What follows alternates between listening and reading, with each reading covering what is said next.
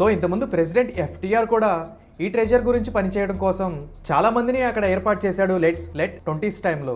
ఈ pirate treasure అనేది ఆ ఐలాండ్ లో అలాగే ఇప్పటి వరకు ఎదురు చూస్తూ ఉంది. సో మీరైతే తవ్వాలనుకుంటే వెళ్ళి తవ్వుకోవచ్చు. Number 2, the treasure of Lima. ఈ ట్రెజర్ ఆఫ్ లీమా అనేది పెరులోని లీమా నుంచి తీసివేయబడిన ఒక నిధి. 1820వ సంవత్సరంలో ఈ నిధి మొత్తాన్ని కూడా ఒక ప్రాంతం నుంచి మరొక ప్రాంతానికి తరలించారు. అండ్ అప్పటి నుంచి ఇప్పటి వరకు ఇది అసలు రికవరీ అవ్వలేదు. ఒక అంచనా ప్రకారం అప్పట్లో దీని యొక్క విలువ $208 మిలియన్.